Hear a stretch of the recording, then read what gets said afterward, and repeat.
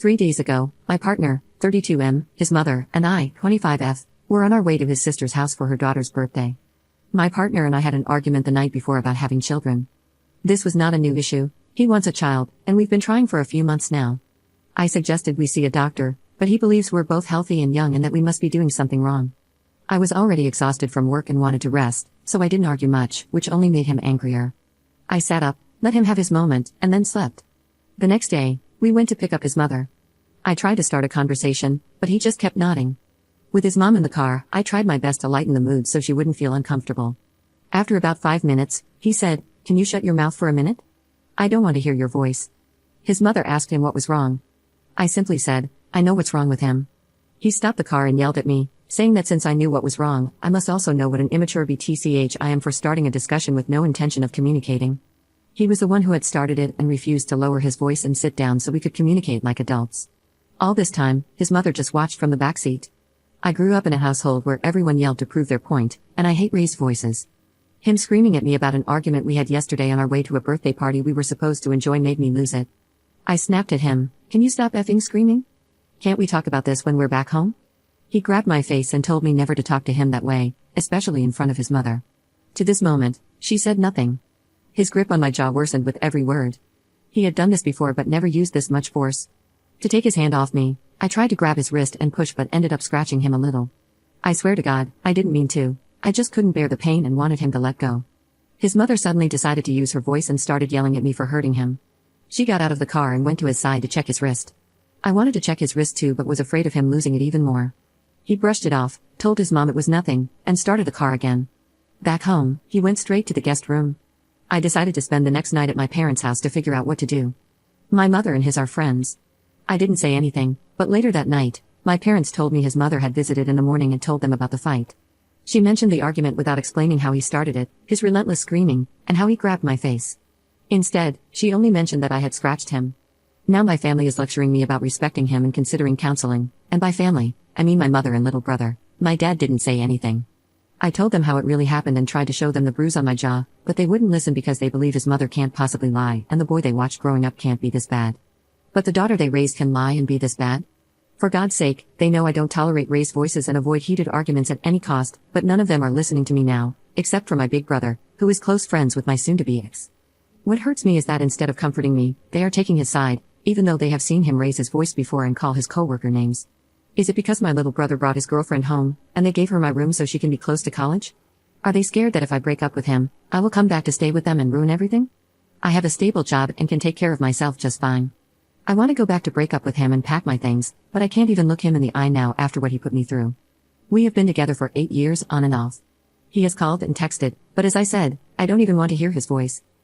He apologized for what he did in a few texts. I'm considering showing them to my family, but I feel sad that I need to do that to gain their emotional support. All my things are still there, and I have never done this before because he is my first everything. I'm mad that his mother lied for him while my family didn't even listen to me.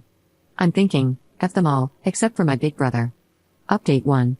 Thank you all for your opinions on my previous post. The night I shared that post, I didn't sleep a wink but had to go to work anyway. I didn't want to go back to my parents' house, but I had nowhere else to go, which made things even more complicated. I was exhausted and all I wanted was to sleep, but my younger brother wouldn't let me. He kept trying to talk about it and repeating the things his mother had told them. I literally felt like my eyes were going to shut on their own from exhaustion. Suddenly, I felt his hand under my chin. When I looked up, his face was so close to mine, checking the bruise, and I pushed him. I know what I did was wrong, but at that moment, he wasn't my younger brother or anyone I knew. I don't know how to explain this part, but it was sudden, and I didn't realize what was happening, I guess. I just don't know why I pushed him, not too hard, but enough to make him back off a little. I think lack of sleep messed with my head, but still, when I realized what was happening, I apologized immediately, but he didn't take it well. My mother told him, "It's okay, she's just exhausted," and then said, "Why didn't you just show us the bruise yesterday?" I told her, "That's exactly what I tried to do, but you wouldn't listen." In her defense, it was covered with makeup and didn't look bad. Then she said my partner and I need to sit down and sort things out, and that I should apologize for the scratch too. I did, the moment it happened. She also offered to call and ask him to come tomorrow so we could talk and fix things. I was too tired to argue with her, so I grabbed my things and left. I got a hotel room, it's temporary. Yes, I have a stable job, but I can't afford to stay here for long. I need to be careful with my money since I'm going to need to find myself a place, buy furniture, and other things. I sent him a long, descriptive text where I mentioned everything that happened that day.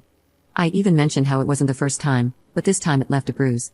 I included the scratch and apologized for it again, as one of you advised me to do, and I got a response. So I guess it's something.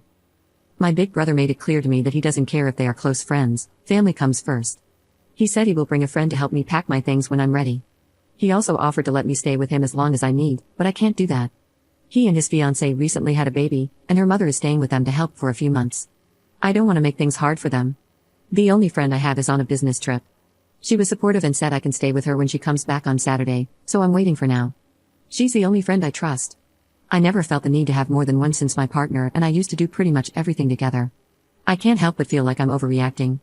I do want to leave and I'm acting on it. But then again, this thought keeps crossing my mind that he's not always like this. I know I'm an idiot. I'm just sharing this with you because I can't be this honest with my brother, and I definitely can't say this to my family.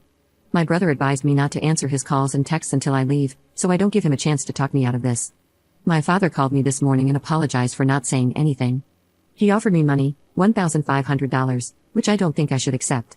By the way, he loves my mother very much, and for him, whatever she says goes. So, to be honest, I'm not disappointed that he didn't stand up for me that day. At least he didn't try to shut me up. For now, I'm gathering any paperwork I might need. Also, I feel I should clarify something.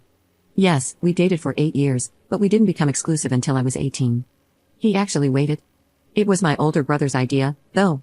His only condition was that nothing would happen between us until I turned 18. You know what I mean by nothing. I think because they were close friends and knowing that my brother was against it at first made him keep his promise.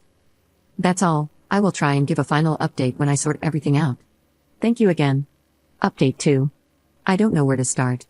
To be honest, I completely forgot about updating until I got a notification a few days ago from someone asking if I got away. A few days after my last update, my brother and a friend of his went with me to pack my belongings. Thank God they did, because we found his mother there too.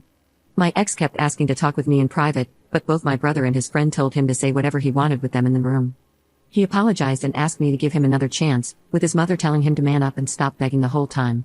I called my friend to thank her again and let her know that I would be staying with my brother for the time being. I stayed with him for 2 weeks. Honestly, I didn't expect his mother-in-law to be that kind. Both she and her daughter, my brother's fiancée, were good to me. I tried to help with the baby, which helped keep my mind off things a little and not feel like I was in the way. I mentioned in my original post that my ex and I were trying for a baby. I also mentioned in my first update how I felt tired all the time. I thought it was because I was going through a tough time, but I didn't know I was pregnant until I miscarried. With everything going on, I didn't pay attention to my period. I started having period-like cramps the night before. I continued to have cramps the next day, which turned into bleeding, and it was like having a bad period, but the bleeding continued to worsen over the course of the day. I probably wouldn't have even thought I was pregnant if my sister-in-law hadn't told me that I might be miscarrying. I was 6 weeks along. Other than the miscarriage, which I'm still a little shaken by, everything has been good with me. I found myself a place 30 minutes from work, and I'm adjusting. The last time he showed up at my work was a week ago or so. 2 of my co-workers told him to never show up again since he has no reason to be there, and he hasn't come back since. I'm no contact with my mother and younger brother. She tries to reach me through my older brother, but he told me it's better if I stay no contact at least for a few months. When I posted, I was more focused on his mother lying to my family, but the real issue was him doing that in front of her. If she hadn't visited and lied, I probably wouldn't have told my family and never posted here. So I would have never known that's not how things work and that's not how my partner should treat me. I sometimes think about my ex. I know I seem weak, but I've known him for so long, and he was my first everything. But now I don't have to worry about a lot of things. I wake up relaxed and don't have to worry about messing something up. By the way, my first therapy session is this Tuesday. That's all, thank you all.